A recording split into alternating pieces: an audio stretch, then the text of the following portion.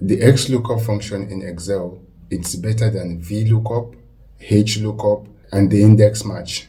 So let's find out how to use it with 5 examples. Starting off with a simple example, and over here you can see that we have a list of employees and their revenues, and so we want to find out for Sergio Perez how much he's bought in revenue, and you can download these exact same data set in the video description for you to follow along.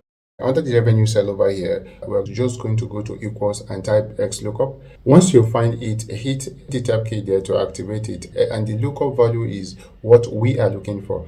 We will want to try to find Sergio Perez, and the lookup array is where we can find him. Well, we can find him in the list of employees.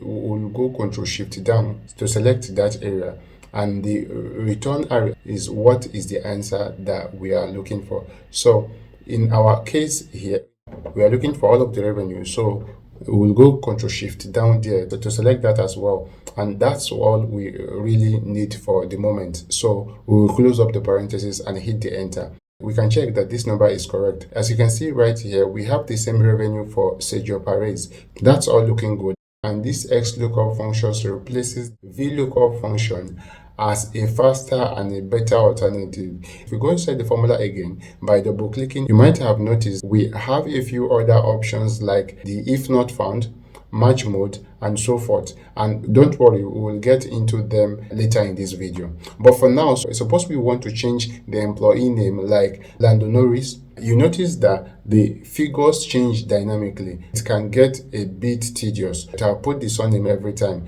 like Verstappen over here. It's a difficult surname. So let's try to find a way to only add the first name and still be able to get the answer. Yeah, that's where the second example comes in, which is the XLOOKUP with the wildcard feature.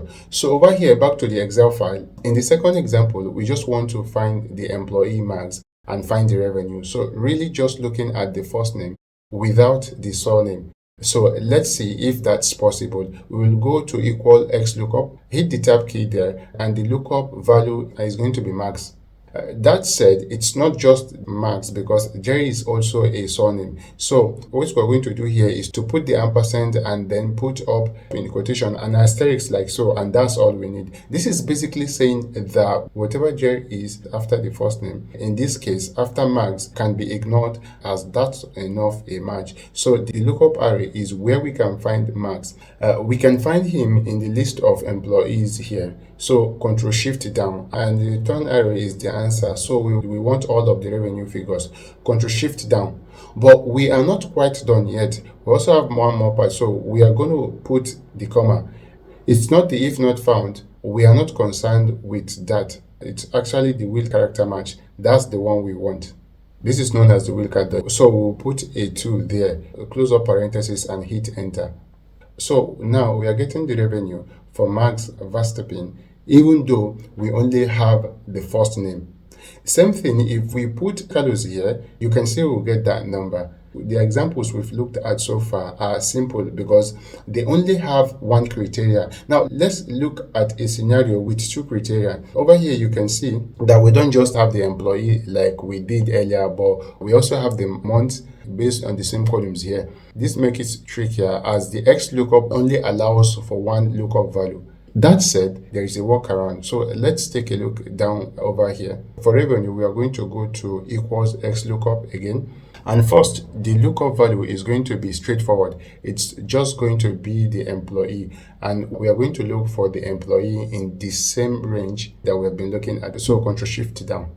And this is where things gets a bit different as the return. We are going to add a second XLOOKUP in there to be able to detect the month. So we'll put XLOOKUP, hit the tab key there. The XLOOKUP value is just going to be the month that we have. You can see right now, but it's basically the I3. The lookup array is where we can find it in the list of all these months. And the return array is not going to be just one column, but all of the word columns with data. So Ctrl Shift down, Control Shift right to select all and close the parentheses. That's going to close the first XLOOKUP. Close it again, this time for the second XLOOKUP, and hit the enter. So it says for the Sergio Perez in February, it's around 7,000. That seems to be the case right here. Same thing, if we change this to April, you can see that figure changes to this one. So it's all looking good. This replaces the index match formula, and it's much easier to use as well. Later in this video, we will learn even more powerful features of XLOOKUP. But first, subscribe to this channel so that as we'll be dropping video weekly that explains about Excel, we'll cover some other tools like Tableau, SQL, and Python. These are the 4 major tools that we are going to be explaining in this channel. Subscribe to the channel and hit the notification button so that you'll be the first person to watch the next video. Alright, back to the video now. What happened in a scenario where we don't want an exact match? Well, that's where an approximate match comes in. This makes sense for something like a bonus where you only pay it out after a certain threshold. So it's not really an exact match anymore. So let's take a look at an example of this. You can see over here that we want to pay bonuses depending on how much revenue each employee brings in. So if it is greater than 1,000 but less than 4,000, it should be that 10%. And if it is greater than 8,000, it should be at that 20, for example. So let's take a look at how we can go about that with the equals XLOOKUP. Hit the tab key there, and the lookup value is what we are looking for. We are looking for the revenue. We are looking for it in this range over here, and this is going to be our set of what criteria. We will hit the F4 key to log that. So just press the F4 there just to put the $sign. So when we drag this down this table here, it's not going to move down, and it's going to stay fixed. The return array is all of the bonus figures. So Control Shift down there, because that's basically what we want as the output. We want to find out what percentage of bonus we should give them. We'll put the F4 key there, as well as to make sure that's logged. Nothing for the if not found, so we will just hit a comma again, and in the match mode there, we want it to be an exact match or the next smaller item. So this -1, meaning that if it says less than 8,000, then it's going to default to the lower percentage. Let's go ahead and put the -1 there, close up parentheses, and hit enter. So that's for the first one, and we can duplicate here on the other side to drag this down and just to see if it's working. Okay, so this person made more than 8,000, so they got the bonus of 20. The person below that made between 4 to 8,000 at 7,000, so they get that 15. So it's all looking good. Now, what happens if we have multiple columns of data? Does the XLOOKUP still works there? Let's take a look over here, and you can see that we're not just looking for one answer. Before, we've been looking for the revenue, but now we are looking for 3 different answers: the profit, the new clients, and the ratings for all of these employees here. Now, it will be very tedious to have to go one by one and make new XLOOKUP formulas. So let's see if we can actually work on all of them at once. We'll go to equals XLOOKUP, hit the tab key there. The lookup value is where we are looking for that employee, and we are looking for him within all of these names here. So Control Shift down, and let's remember to lock these with the F4 key. So we have those $signs. The return array is where we are looking for the profit, right? That said, it is not just the profit. We also want the new clients and the star rating. So we'll simply select all the 3 columns. Control Shift down, Control Shift right. Let's log these as well with the F4 key. We will close up the parentheses and hit enter. You can see how that splits over for the new client as well as the star rating, and you can just drag this down too, and you can see that everything updates dynamically. So we've gotten Alex Albon here down towards the bottom. His number seems to be correct as well. XLOOKUP is a very powerful formula, but it does have limitations.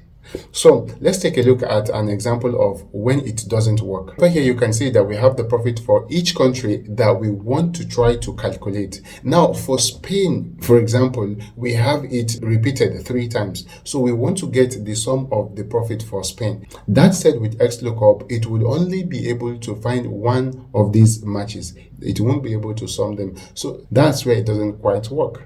Let me know in the comments what formula you think works best. In my case, I would probably go for sum if. So equal sum if, hit the tab key, and the sum range here is basically where we are interested in all of these countries. And in criteria is this specific country. So the country of Spain is under F3, and we would want to find the answers within all of these profit range. So that's what we want to sum basically. We would close the parentheses and hit enter. Basically, the sum of these three should be the same as that number. To learn how to use if formulas like sum if, subscribe to the channel, as every week we'll be dropping videos on these 4 tools: Excel, SQL, Tableau, and Python.